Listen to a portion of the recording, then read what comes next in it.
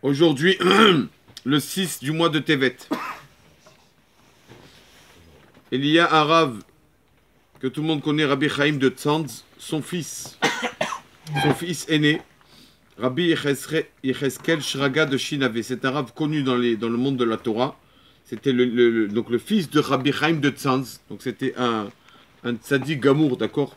Il est décédé il y a à peu près 200 ans. Et ce Rav-là, donc il y a plusieurs livres sur la biographie de ce Rav. Comment se conduisait-il dans la Torah? C'était quelque chose de magnifique. Il avait une grande émouna. Et il y a surtout, on va raconter deux petites histoires sur lui, mais une histoire, vous allez voir ce qu'il a prédit. Déjà, regardez ce que ce Rav voyait. Déjà, quand le mariage de sa fille, la date du mariage de sa fille approchait, et sa femme lui a dit, écoute, on a besoin d'argent. Il n'y a pas d'argent. Il lui a dit, écoute ma femme, Hachem va nous aider, ne t'inquiète pas. Et donc arrive un de ses frères quelques jours avant le mariage, il lui dit, écoute, tu maries ta fille, tu as besoin d'argent, fais quelque chose. Il lui a dit, écoute bien. Il lui a dit, regarde comment le monde se conduit envers Akadosh Baruch Hu, alors qu'il devait faire le contraire. Quand un homme a une petite dette, là il doit à quelqu'un 10, 15 euros. Il dit, bon ça va, 10, 15 euros, Hachem il va m'aider. Il ne s'inquiète pas. Mais quand l'homme il a des dettes de 10, 12 000 euros, il dit, je ne sais pas comment je vais faire. Et il commence à s'inquiéter. Il dit, mais en fait, c'est tout le contraire. C'est tout le contraire. Quand quelqu'un a une petite dette, alors je me dis, bon, c'est une petite dette, tu dois te débrouiller pour trouver. Tu dois 10, 15 euros, débrouille-toi. Mais quand c'est une grosse dette, du moment que c'est une somme tellement importante, l'homme, il doit dire, du moment que c'est tellement important, moi je ne peux pas, je n'arriverai pas. Donc il ne doit pas s'inquiéter, c'est sûr que c'est que Hachem qui pourra lui trouver cet argent. Donc il dit, quand on a besoin de beaucoup d'argent, on n'a pas à s'inquiéter.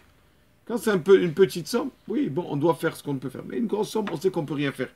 Donc il faut avoir l'aïmouna à Hachem. Donc c'est sûr que du moment que j'ai besoin d'une grosse somme, je me console en me disant que c'est sûr que Hachem va m'aider. Et deuxièmement, ça c'est l'histoire très connue de ce Rav, Rabbi Yecheskel de Shinave. Cette histoire, on raconte que il y avait un Rav, son beau-frère, Rabbi Elazar Rosenfeld, qui était dans le ghetto. Rabbi Elazar Rosenfeld, qui était dans le ghetto pendant la Shoah.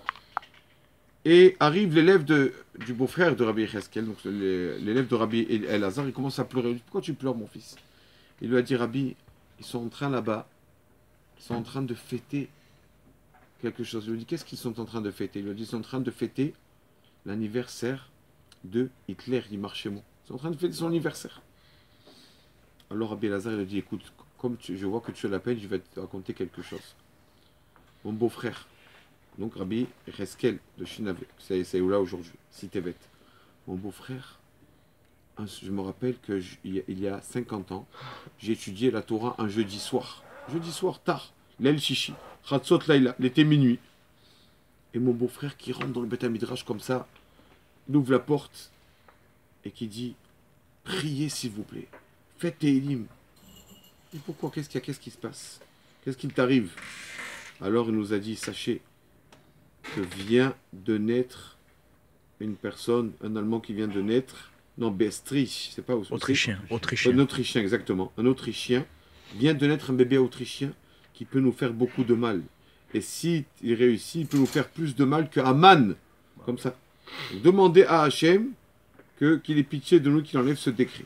Et dit donc, vous voyez que, en fait, ce Rabbi Yecheskel, il savait déjà le jour de la naissance de Hitler, qu'est-ce qu'il allait être ce petit bébé, il marchait mauvais zéro. Donc pour montrer la kedusha de ce Rabbi Yecheskel. Il y a beaucoup d'histoires sur lui, qui voyaient des choses que, une fois c'est marqué aussi qu'il a vu